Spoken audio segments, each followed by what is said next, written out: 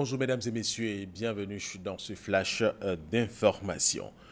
Protection sociale et agriculture brisée le cercle vicieux de la pauvreté est le thème de la journée mondiale de l'alimentation 2015 qui a été célébrée hier. Pour cette édition, l'accent est mis sur la réduction de la pauvreté, l'accès aux denrées alimentaires et la possibilité d'en acheter. Nous y reviendrons à 13h.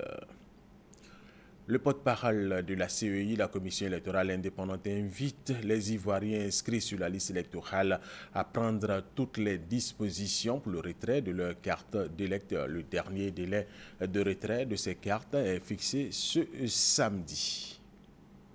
Nous avons donc invité tous les électeurs anciens comme nouveaux inscrits à se rendre dans leur lieu de vote pour retirer leur carte d'électeur. Nous avons rappelé qu'ils pourront se rendre dans le lieu de vote avec l'original ou la copie de l'une des pièces que je vais énumérer. Il s'agit de la carte nationale d'identité, du passeport biométrique, de la carte d'électeur de 2010, du permis de conduire et de la carte consulaire pour les Ivoiriens de l'étranger. Donc, les électeurs devront se munir de l'original ou de la photocopie de l'une de ces pièces. Les nouveaux inscrits devront se munir en outre de leur récépissé d'enrôlement.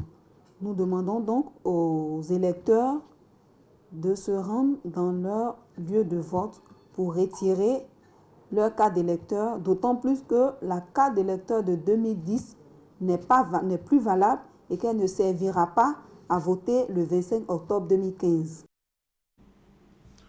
En Guinée, selon les derniers résultats provisoires du premier tour de l'élection présidentielle proclamée hier vendredi par la commission électorale, Alpha Condé obtiendrait près de 2 200 000 voix, soit environ 92% des 6 millions d'inscrits, un score qui, compte tenu de la participation d'environ 66%, lui assure une majorité absolue dès le premier tour.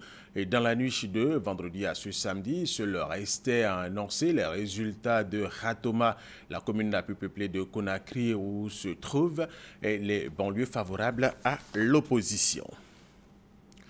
Au Burkina Faso, Gilbert Diendéré, chef des putschistes burkinabés qui avait suspendu la transition en septembre dernier avant de rendre le pouvoir, a été inculpé pour crime contre l'humanité. Dans le cadre de l'enquête sur ce putsch, 23 personnes, des civils et des militaires ont également été inculpés.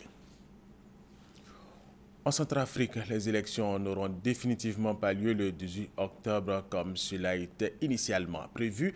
Les autorités évoquent une échéance à la fin du mois de décembre avec un glissement certainement début 2016. Et 6 premiers autocars de migrants sont arrivés ce samedi matin en Slovénie en provenance de la Croatie. C'est le nouvel itinéraire des migrants en Hongrie. Ce nouvel itinéraire fait suite à la fermeture par la Hongrie de sa frontière croate aux migrants durant la nuit. Voilà, et c'est la fin de ce flash d'information. Merci de l'avoir suivi. Je vous retrouve tout à l'heure à 13h pour développer toutes ces informations.